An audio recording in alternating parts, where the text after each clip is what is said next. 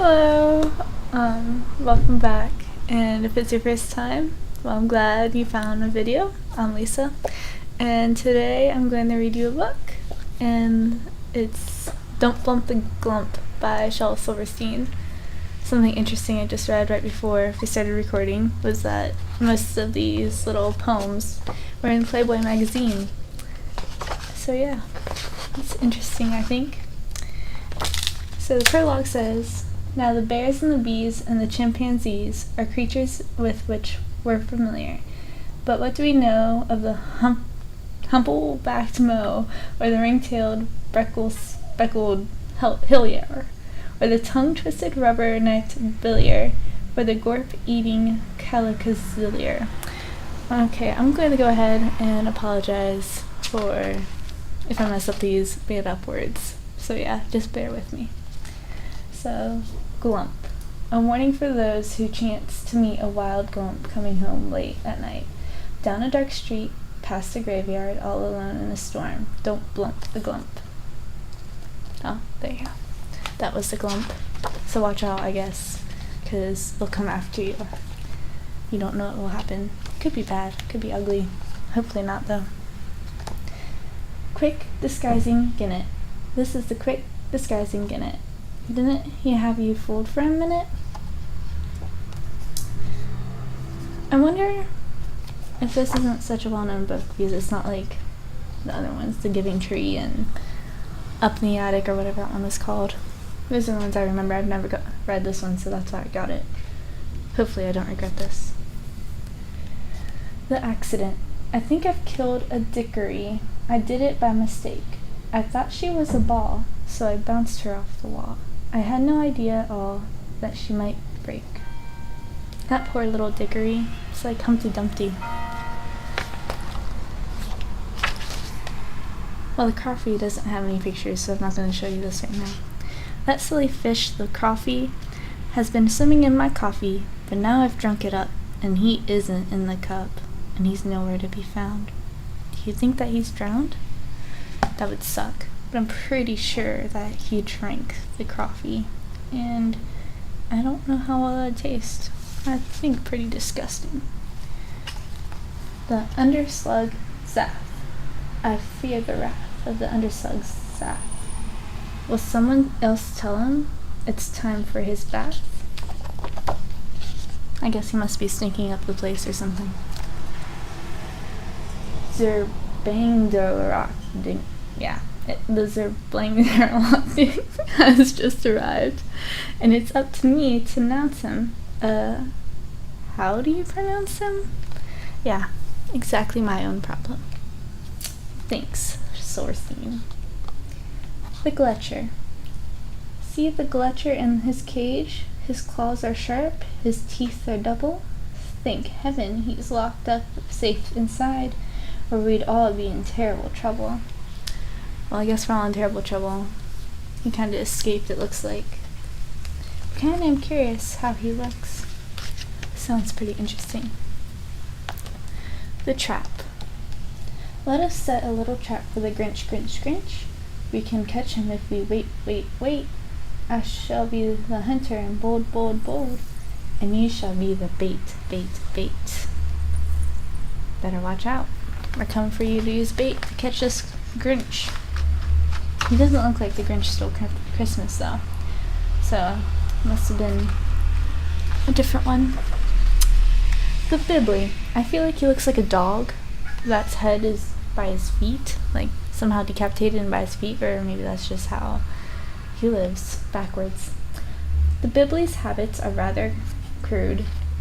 He shuns all ordinary food, and rather enjoys girls and boys, so when you sense him drawing near, pour some ketchup in your ear, and pretend you're in a roast, or a poached egg on toast, or a small piece of blueberry pie, and maybe he'll walk right by. Now, if some of you really want to do the whole like ketchup in the ear, mustard in the ear, please do, and take a picture, because I would so love to see these pictures. It would be quite interesting. I feel like it'd be gross too, and hard to get out of your ear. What if it would rot and mold? yeah, I don't know if that's good for you. So maybe you shouldn't do that. But if you do, I would like to see some pictures. I find it very interesting. So once again, I find some sand in my chicken soup. Sorry about that. Now I'm not accusing the fluke, and I don't say that it was the goppet, but whoever it is better stop it. You hear? Whoever it is better stop it. I don't know how I should do that because there's no pictures, obviously. Ooh, the terrible fetus. He looks really interesting. And sad, but interesting. There's a terrible 20-foot fetus. Shh, I don't think he can see us. Did he see you? I don't know. It looks like he's looking in this corner of his eye. It's kind of like the Doctor Who episode with Amelia and the doctor, and he says, look in the corner of your eye. If you'd watched Doctor Who, I think it was season 5, you'd know what I'm saying, but if you don't, that's okay too. Some people don't like Doctor Who. Slithergatey. The Slithergatey has crawled out of the sea. He may catch all the others, but he won't catch me. No, you won't catch me, old Slithergate. No, you may catch all the others, but you won't. Yeah, I was pretending that it caught me, so my terrible sense of humor. You can pretend I died and cry a little bit if you want. It makes me feel a little bit better. The Wild Gazette. Late last night I had a terrible fight with a wild gazette with eyes of white and a 50-foot height, and he gave me a fright when he gave me a bite, and then he squeezed me so tight, but I fixed him all right. I turned on the light. So, yeah, you with kids who are afraid of monsters under the bed, in the closet, whatever. Turn on the light. Open the door. Make them look under the bed. Or, I mean, I guess you can do it first if you really want to be the knight in shining armor, and then make him look under the bed, or her. And then, yeah, problem solved. No ghosts or monsters. Or you can just let them sleep in your room if you want. Pointy-peaked Parvarvis. The pointy-peaked Parvarvis, a creature most gregarious. Oh, maybe it's Pavarius. Yep. Let me restart that. Pointy-peaked Pavarius. The pointy-peaked Pavarius, a creature most gregarious, who's never taken serious, poor thing. It doesn't matter where he is. He's jeered by a person various, who shout out, look, there he is. Those wait for him to sing. Well, it's kind of like people in a circus. There to entertain. Not sure if all of them, well, probably the animals are not very happy to entertain. They're not treated quite kindly. So that poor little Pavarius, he should be set free. Man-eating fullet. This is the tale of man-eating fullet. Let's not pull it. I'm scared to see his whole body. I can't imagine what it'd look like. Something's been eating my mustache again. I think it's skittering I think it's the skittering skeep again. It's gotten to me in my sleep again. If y'all have mustaches and all of a sudden wake up without one, yeah, it might be the skittering skeep. So you might want to do a little bug control or monster control possibly. When the glub-toothed slime comes to my house to dine, you may find me in France or Detroit, or off in Khartoum, or in the spare room of my Uncle Ed's place in Beloit. You may call me in Philly, Racine, or Rabat. You may reach me in Malmo or Gore. You may see me in Paris, and likely as not, you will run into me at the store. You may find me in Hamburg, or up in St. Paul, in Kyoto, Kenosha, or Nome. But one thing is sure, if you find me at all, you never shall find me at home. That poor little glove-toothed slime, looking for him. I think it'd be pretty cool to meet Shel Silverstein. Probably an interesting character. The Gelly. See the 28-ton Gelly? He'd love for you to scratch his belly. Aww. Oh wait, I think that's his grumps. I wish I could hear him little, like, you know, like how cats purr, whatever that thing would do, the Gelly would do. Be interesting. I think the sky, I don't know if you can see him, looks like an alien. The slurm. The slavery slurm at the first sight of trouble will squirmer and bend himself double and wargle his elbow up into his ear and pull in his ankles just to disappear. Some people, I bet, including myself, could wish that they could do that. Sometimes. The flustering fant. Some animals pop from cocoons, while others spring up from the clay. I've heard that some drop from balloons, or ride in some other ridiculous way. But the tiny-toed flustering fant, and please don't repeat that I said it, he grows from the stem of a bibulous plant, and the snob never lets you forget it. How rude. The considerate, soft-shelled pheasant. You'll never know an animal more considerate of human feelings than the soft-shelled pheasant. Someone has mistaken this one, and he's too polite to say he isn't. Super white, so it's hard to see. Long-necked preposterous. This is Arnold, a long-necked preposterous, looking around for a female. Long-necked preposterous, but there aren't any. Poor little long-necked preposterous. I would find you a female if I could, but I'm pretty sure she's probably extinct. About the blows. Looks like a rhino and walrus. In the undergrowth there dwells the bloth, who feeds upon poets and tea. Luckily I know this about him, while he knows almost nothing of me. Looks like a big blob on the camera, I feel. So just imagine a walrus and rhino. See the muffer? Above you. See the muffer? Who? You don't? Well, anyway, you see his tracks. The muffler has gone to set. You don't. Why, that sly old beast. I do believe he's gone and covered them up. Looks like it's about to rain outside. I hope it doesn't rain when I walk to my graduate school thingy. The Galloping Chris. Have you seen anything of the Galloping Chris? Purple-eyed and dripping fat? If he went that way, I'll go this. If he went this way, I'll go that. I feel the See the Muffer one is kind of like the Emperor's New Clothes, because they keep saying, oh, nice new clothes, only stupid people can't see it, so then no one wants to be stupid, so they keep saying, oh, it looks wonderful. Except that kid, brave enough to tell the truth, but I'm pretty sure he didn't know that I'd make him stupid if he said it. The Gersty. Does anyone here talk to Gersty talk? Do you know how to say goodbye? I'd like the Gersty to leave next Thursday, and all I can say is hi. I think that thing is a little cutie right there. The plight of the panda.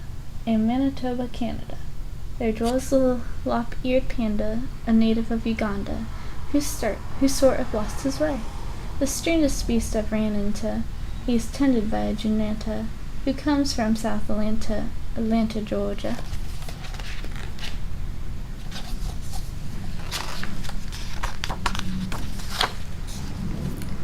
The one-legged Zantz. You see him up there. Please be kind to the one-legged Zantz. Consider his feelings. Don't ask him to dance. Yeah, never ask me to dance either, because I don't know how to dance. I got that from my dad. He doesn't know how to dance either. Even on his wedding day with my stepmother, he didn't dance with her. She danced with her friends. And yeah. I can slow dance because I don't have to move my body, really, because it just looks awkward. Like you don't want to see it. The furless Flatcham. The little sign says, do not put this collar on. The most contrary beast alike is the furless Flatcham. What do you think of this clever chap that I've invented to catch him? I guess it's reverse psychology to do not put the collar on. So maybe it'd work.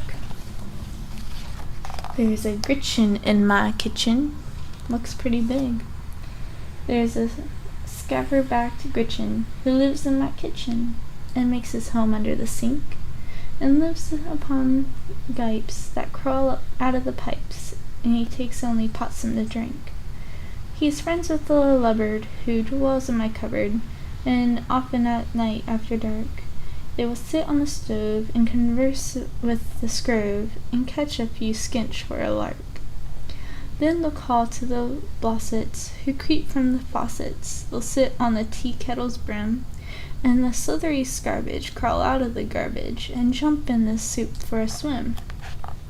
They'll sing with the wispies, who live in Rice Krispies. Ooh, I hope I never eat one of those Rice Krispies. And serve them my cheese and sardines. And they call to the Zocks in the old napkin box to come down and play bridge in the beans. Then you may run a race to the silverware case with the gruppy who drinks all of my beer, and he'll dance with the muffin inside of my oven and whisper sweet sounds in her ear. For the Gretchen's in love with the muffin, poor boy, but she loves the backbiting Smee. Or is it the Jace? Well, in any case, I'm glad you could make it for the tea. Wow, I look really tan now, because we lost all that lighting. We'll just pretend that I went to Hawaii for a quick few hours and got this nice tan. A family affair. Oh, the bulbous browl is a beast with a soul, in a manner serene and sedate, a model of meekness with only one weakness, and that is for eating his mate. Hi-ho, a masculine need for his mate. Now the white-breasted bird is a delicate bird with a song that's tenderly sung. She is gentle and shy, with a matronly eye, and a fondness for eating her young. Hi-ho, a motherly love for her young. The young gross-bottomed brood, he takes milk for his food, and goopies and bran for his tummy. When sometime at night he can swallow his daddy and mummy. Hi-ho, a filial love fills his tummy. And oh, were you here for the wedding, my dear, and the quiet buffet that ensued? When the bulbous browl wed the murd, I am told, and produced a young gross-bottomed brood. Hi-ho, a gurgling gross-bottomed brood. Interesting. I wonder which one's the father and the mother, but I can see the baby for sure. Oh, it is raining. Just a light sprinkle. Grue. How to deal with the grue. Don't pooh-pooh the grue, for if you do, he'll bite you through, and chomp and chew and swallow you. But if you don't think he won't. He kind of looks like a happy, grinning pig. It's kind of scary.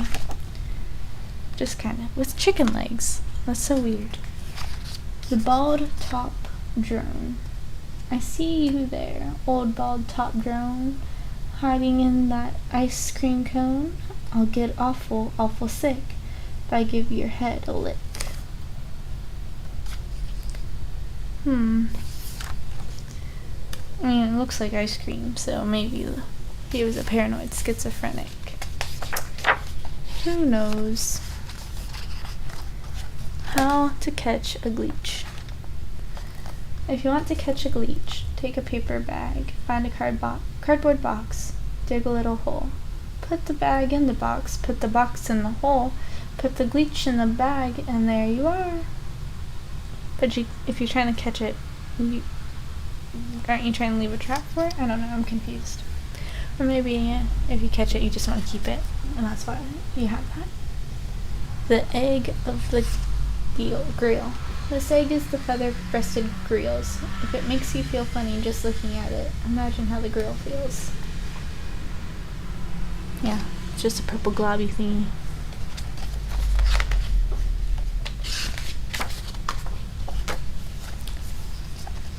The skinny zippity. Oh, pity the poor, poor zippity, for he can eat nothing but greely. A plant that grows only in New Caledonia, while the zippity lives in New Delhi. It's on that page. Oops. We've been caught by the quick digesting geek, and now we are dodging his teeth. and now we are resting in his small intestine, and now we're back out on the street. That's gross. You were in someone's poop.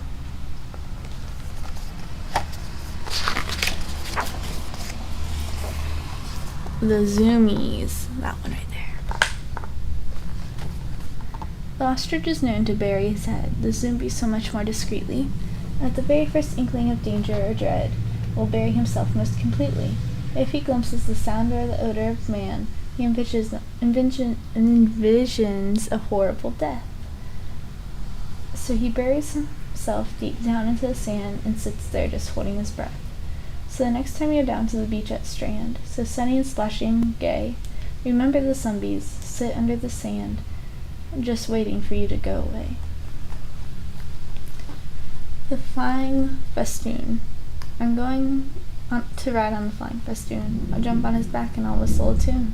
And we'll fly to the outermost tip of the moon, the flying festoon and I. Oh, I'm taking some crackers, a ball and a pern, and we're leaving it this evening precisely at noon, for I'm going to fly with the flying festoon just as soon as he learns how to fly. Poor flying festoon. Probably like the penguin and the kiwi, they can't fly. I don't think penguins can fly. Pretty sure they can't fly at all.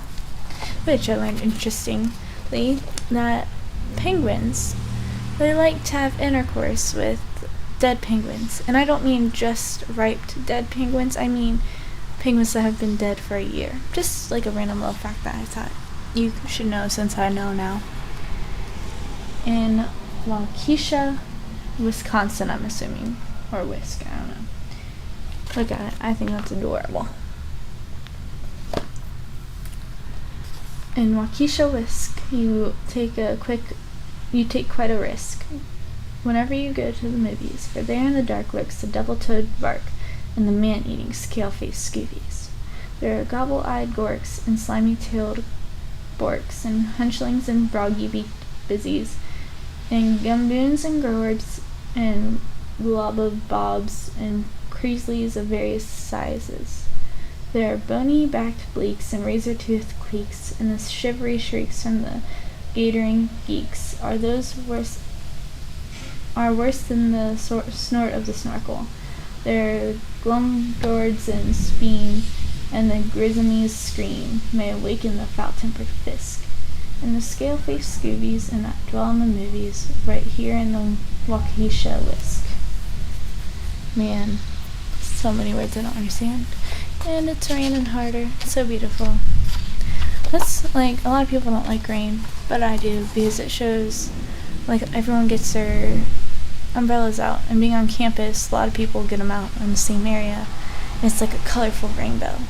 And then there are also the weird looking umbrellas, which are interesting. I also find it funny when their umbrellas like go the other way.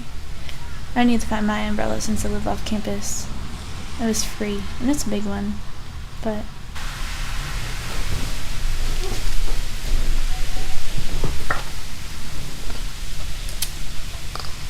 the Gumpelgutch.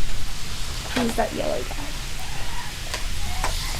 Go over and play with the Gumpelgutch, Tommy. The Gumpelgutch loves to play.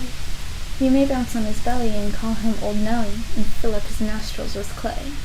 Don't be afraid of his fangs or that one young eye with scales on his tail, my dear. Go over and play with the Gumpelgutch, Tommy. There's nothing at all to fear. I'll wait for you here.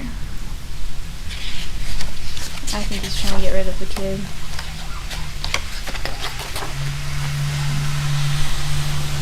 The loud trope. I'd like a coat of loud trope. It's warm and fleecy as can be, but note, what if the loud trope would like a coat of me? Oh, Peter would just love that. Kinda looks like a porcupine with all its needles down. The friendly old sleepy-eyed skirk. That's what it looks like. The sleepy-eyed skirk. He's a nice old thing. He'll let you sit inside his mouth. If you knock on his chin, he'll let you in, but I rather doubt he'll let you out. Ooh, scary. Squishy, squashy, stag it all. Skinny tall, who knows? But that's him. When singing songs of the scariness and of bloodiness and hairiness, I feel obligated at this moment to remind you of the most ferocious beast of all, 6,000 tons and 9 miles tall, the squishy, scratchy Stegatol that's standing right behind you. So, yep, we made it through the book. It's good old Shel Silverstein. So, before I let you off, I guess I'll catch you up. I got the call, the interview with the place, and after thinking about it long and hard, I decided that it probably would be best that I don't go with the job, because I don't think I'd be able to afford my own place with the wage, even though it's an increase on what I'm making right now. So yeah, I guess it's just not my time right now. Hopefully I'll find something else. And I hope you're all having a wonderful day, and enjoy the rain if it's raining like it is here. So bye!